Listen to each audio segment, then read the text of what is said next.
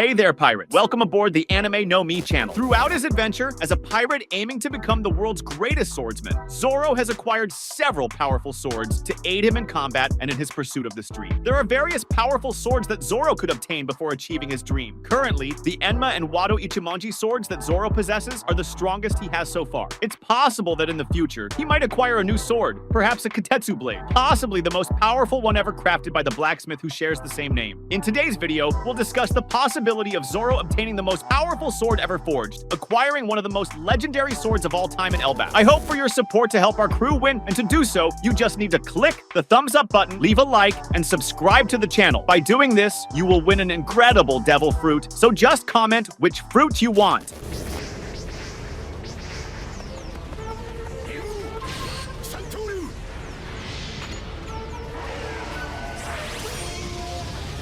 Guys, the Kitetsu blacksmiths are incredibly skilled, having forged some of the most powerful swords in the world of One Piece, which are recognized globally. They even made an extremely powerful sword that is currently lost somewhere in the vast world. Each of their blades is labeled as cursed because of its natural ability to claim the lives of its wielders. Apparently, these swords possess a certain consciousness about who is worthy of wielding them, allowing only certain swordsmen to handle them without losing their lives. As shown when Zoro first encountered the Sandai Kitetsu sword, despite hearing about the curse it carries, Zoro intentionally threw it into the air and placed his arm in the path where the sword would fall. The Sandai Kitetsu sword struck Zoro's arm with the side that doesn't have a blade, neither cutting him nor causing any injury. This proved that Zoro is one of the few people worthy of wielding a Kitetsu without losing his life. Since Kitetsu swords have the ability to choose their wielders, it was said that no one had used a Kitetsu sword in recent times. Some people became paranoid that if someone sold a Kitetsu sword and the curse took the new wielder's life, the sword would return to the seller. However, a person's luck can surpass the blade's curse, a feat considered extremely rare. As demonstrated by Zoro, his luck overcame the blade's curse. The shopkeeper was so impressed that he gave Zoro his family heirloom for free.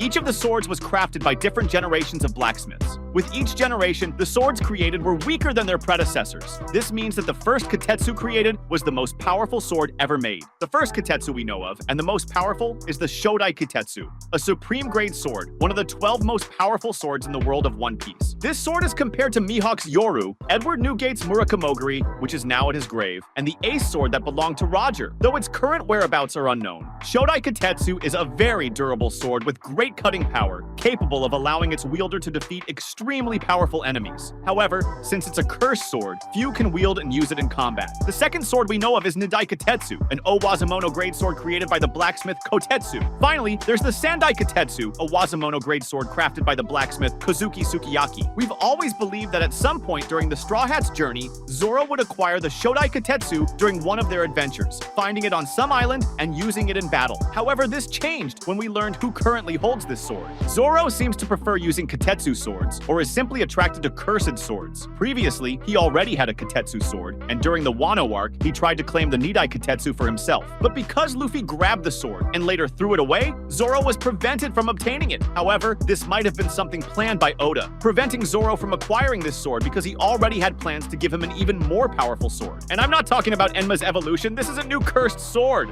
This would be one of the 12 supreme grade swords, some of the most powerful in the world, crafted by highly skilled blacksmiths with vast knowledge of sword forging arts. Like all three Kitetsu swords, this one is considered cursed, but since Zoro has already wielded a Kitetsu sword and proven himself worthy, it means he could wield a supreme cursed blade without any problem.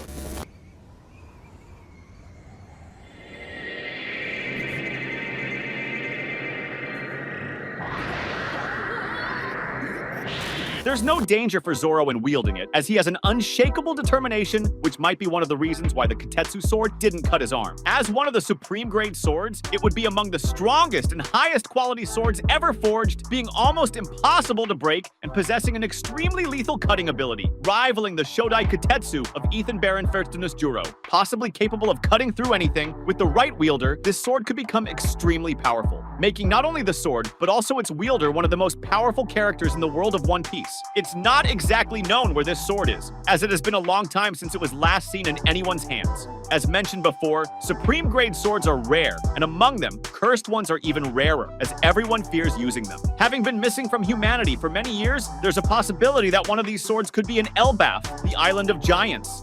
This location is incredibly dangerous and impossible to enter unless you have contact with one of the giants who live on the island. The giants of Elbaf are considered the most powerful army in the One Piece world, with highly trained and very strong warriors capable of destroying everything around them. Not even the Yonko dare to go against these mighty giant warriors. Many secrets and mysteries surround Elbaf, and the existence of a legendary sword could be one of those hidden secrets on the island. As we saw after the Wano arc, Elbaf is close to the country of Wano, an island that may have had many visits from Wano swordsmen who traveled to Elbaf in search of something. During these visits, one of the legendary swords may have fallen into the possession of the giants of Elbaf, making the sword extremely rare to find, as Elbaf is not an easy island to enter. With Zoro's arrival in Elbaf, there's a possibility that he could find one of these swords somewhere on the island, perhaps in a completely hidden location or in the possession of a giant who keeps it guarded. It's inevitable that at some point in the story of One Piece, the Straw Hats will go to Elbaf. This island holds many pieces of information that they will need to uncover, especially because Saul is in Elbaf and still alive. This means that the Straw Hats, now that they're on this island, could learn the history of one of these blades, and Zoro could come to possess it.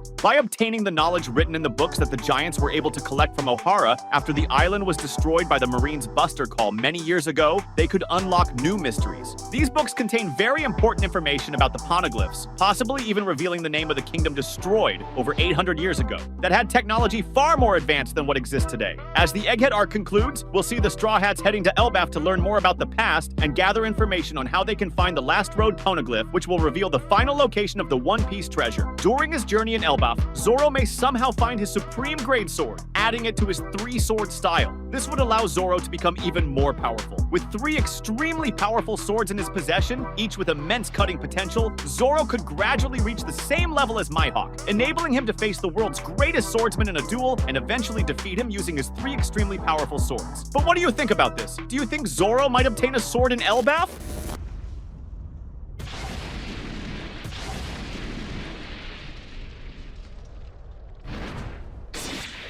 That was today's content. We hope you liked it and want to share your opinion on the subject. Don't forget to share the video, give it a thumbs up, and I'll see you in the next video. Take care and stay amazing.